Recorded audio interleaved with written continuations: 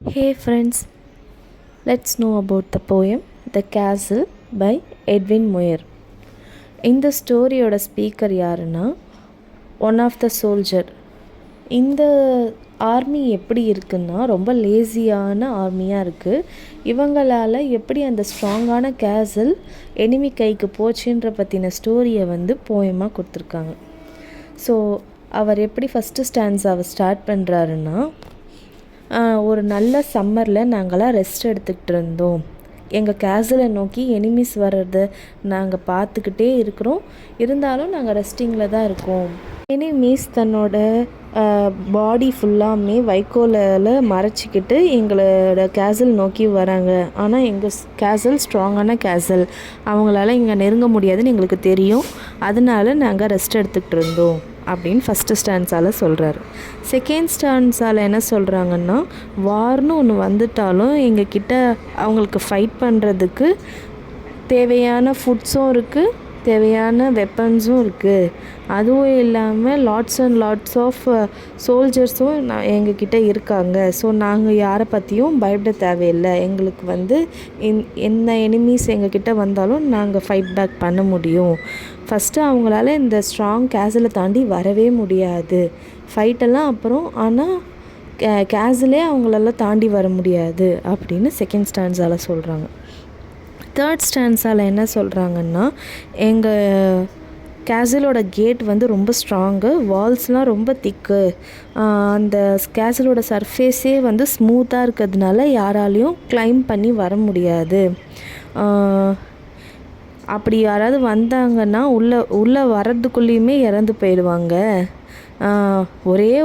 ஒரே ஒரு விஷயத்தால் தான் எங்களோட கேசல்குள்ளே வர முடியும். அது யாருன்னா பேர்டால் மட்டும்தான் எங்களோட கேசல்குள்ளே வர முடியும். ஏன்னா அது சின்னதாக இருக்கிறதுனால அப்படின்னு சொல்கிறாங்க. ஃபோர்த்து ஸ்டாண்ட்ஸால் என்ன சொல்கிறாங்கன்னா, யாரும் எங்களுக்கு லஞ்சம் கொடுத்து எங்களோடைய ஆர்மிக்கு துரோகம் பண்ண வைக்க முடியாது. நாங்கள் அவ்வளோ ஸ்ட்ராங் ஃப்ரெண்ட்ஷிப்போடு இருக்கிறோம் எங்கள் கேப்டன் கூட. ஆனால் எங்களுடைய கேசல்குள்ளே வர்றதுக்கு ப்ரைவேட் கேட் ஒன்று இருக்குது. யாரோ எனிமி ஆர்மியிலேருந்து ஒருத்தவங்க அந்த காட் மீன்ஸ் பாதுகாவலர்கள் இருப்பாங்கள்ல, அவங்களுக்கு லஞ்சம் கொடுத்து அந்த எல்லா ப்ரைவேட் கேட்ஸோடைய மேப்பையும் வாங்கிக்கிட்டாங்க. ஸோ அவங்க என்டர் ஆகிட்டாங்க. எனிமீஸ் எங்களோட கேசல்குள்ளே என்ட்ரி ஆகிட்டாங்க. ஸோ ஃபிஃப்த்து ஸ்டாண்ட்ஸ் எப்படி ஸ்டார்ட் ஆகுதுன்னா, இது வரைக்கும் யாருமே உள்ளே நுழைய முடியாதுன்னு சொன்ன எங்களோட இந்த கேசல் ஒரு ஏர் மாதிரி ரொம்ப தின்னாக மாறிடுச்சு. யார் வேணாலும் உள்ளே வரலான்ற மாதிரி அந்த கண்டிஷனுக்கு வந்துருச்சு.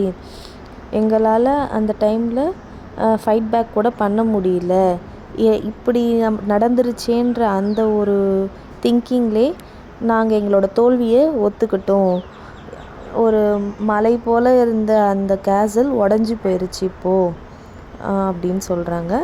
ஸோ சிக்ஸ்த்து ஸ்டாண்ட்ஸா எப்படி ஸ்டார்ட் ஆகுதுன்னா, இப்படி அசிங்கமாக தோத்துட்டோமே எனிமி ஆர்மிக்குள்ளே கூட, இந்த ஒரு ஷேம்ஃபுல்லான டேலை நான் யார்கிட்ட போய் சொல்லுவேன்? நான் இதை இறந்து போகிற வரைக்கும் நான் சீக்ரெட்டாக தான் மெயின்டைன் பண்ணணும் இதை அப்படின்னு சொல்லிட்டாங்க. ஏன்னா ஒரு கோல்டுக்கு போய் நாங்கள் சோல்ட் ஆகிட்டோமே அப்படின்னு, விச் மீன்ஸ் அந்த காட் கோல்டை தானே அவர் பிரைபாக வாங்கியிருப்பார். அதை சொல்கிறாங்க. இந்த போயம் முடியுது. ஸோ ஆனால் இந்த போயம் எழுதின எட்வின் மோயரோடைய பாயிண்ட் ஆஃப் வியூ படி என்னென்னா, அவங்க பிரைப் பண்ணி அந்த காடை வாங்கினதுனால தான் இவங்க டெஃபீட் ஆனாங்கன்றது கிடையாது. இந்த சோல்ஜர்ஸ் எல்லாருக்குமே ஒரு வகையான ஒரு ப்ரைடு இருந்திருக்கு. நம்ம கேசல்குள்ளே யாரும் வர முடியாதுன்ட்டு அவங்க வார்க்கு ப்ரிப்பேர் ஆகாமலே இருந்திருக்காங்க. ஸோ இதுதான் மெயின் காஸ் அவங்களோட டெஃபீட்டுக்கு அப்படின்ட்டு அவருடைய பாயிண்ட் ஆஃப் வியூவை எட்வின் மோயர் சொல்கிறாரு.